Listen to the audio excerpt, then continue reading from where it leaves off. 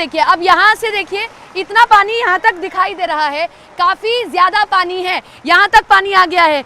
और सबसे बड़ी बात यह है कि खेत डूबने शुरू हो गए, पूरा वो खेत डूबा हुआ है, वो हिस्सा डूबा हुआ है, यहाँ पर भी यहाँ तक पानी है। यहाँ दिखाइए विपिन जरा, देखिए ऐसा लग रहा है जैसे ये नदी है। ये देखिए इस पेड़ को देखिए पूरा डूब चुका है। हालात ठीक नहीं है पंजाब के भीतर, और मैं गुरदासपुर में हूँ, करतारपुर कॉरिडोर के पास में।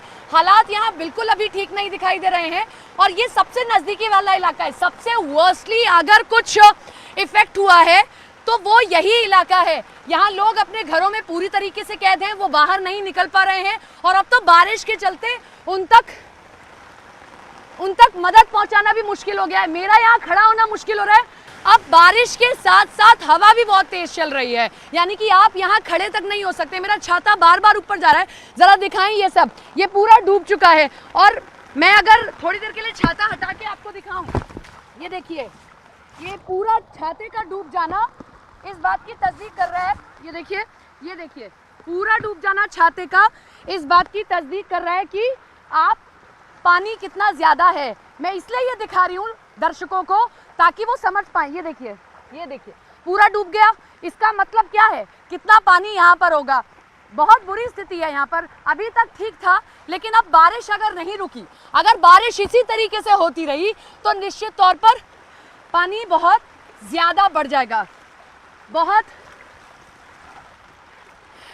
मेरा देखिए अब मैं यहाँ से ऊपर उठने का भी प्रयास करूँ तो नहीं उठ पा रही हूँ, ये स्थिति हो गई है। ये पकड़ के ऊपर की तरफ आना पड़ेगा। और डर इसमें यह भी होता है कि सांप वगैरह भी आ सकते हैं। जो पानी का सांप होता है, हालांकि जहरीला नहीं होता है, लेकिन पानी का सांप भी आ सकता है, आप परेशान हो सकते हैं। वो पानी देखिए वहाँ पर मुझे जो दिखाई दे रही हैं तस्वीरें, पूरा पैर जम गया है मेरा।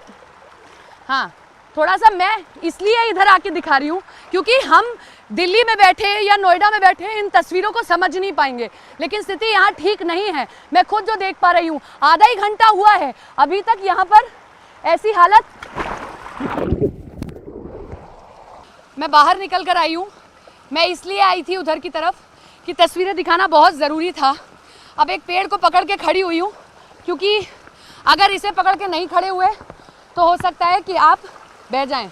इसलिए ज़रूरी है कि आप पेड़ पकड़कर खड़े हों। लेकिन पंजाब के भीतर स्थितियां ठीक नहीं है, ख़ास तौर पर उन इलाकों में जहां रावी नदी बह रही है, जहां से होकर गुजर रही है। और अभी भी अगर पहाड़ी इलाकों में बरसात बंद नहीं हुई तो आलम यही रहेगा। मैं वहाँ पर खड़ी थी, पैर फिसला, क्योंकि मिट्टी है, आप समझ सकते हैं। अगर पैर आप जमा कर खड़े नहीं होंगे तो निश्चित तौर पर आप वहाँ पर फिसल सकते हैं।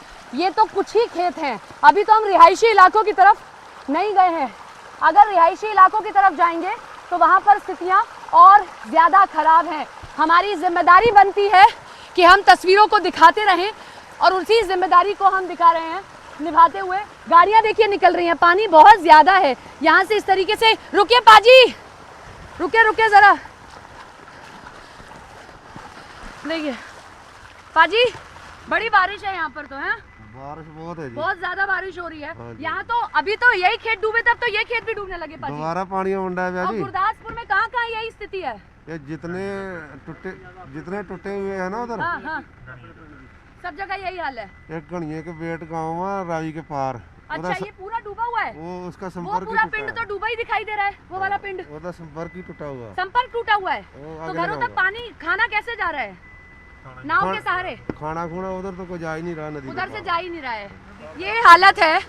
मैं रोड पर अब आ गई हूँ, लेकिन खेत की स्थिति बहुत खराब हो गई है। पाजी आप किसान होंगे, जरा नीचे करें शीशा। किसान के लिए तो दोहरी मार हो गई पंजाब के। किसान तो मारा ही गया जी, दोहरी मार कौन सी होगी, अब बिल्कुल बचने का कोई प्रोग्राम ही नहीं है। क्या बोया था, क्या लगाया था? ये झोना ही सी लगाया था, लेकिन ढोर डंगरों को भी बड़ा नुकसान हुआ है। डंगर तो मर के लग गए सब। और ये भी नुकसान है, आप लोग दूध दही के लिए पंजाब जाना जाता है, हाँ। वो भी नुकसान हो गया आप लोगों का, बहुत बड़ा। तो इस बार की खेती तो गई आप लोगों की। हाँ जी, सरकार से कोई मदद मिली? अजय तक तो कोई मदद नहीं कोई मदद मिला।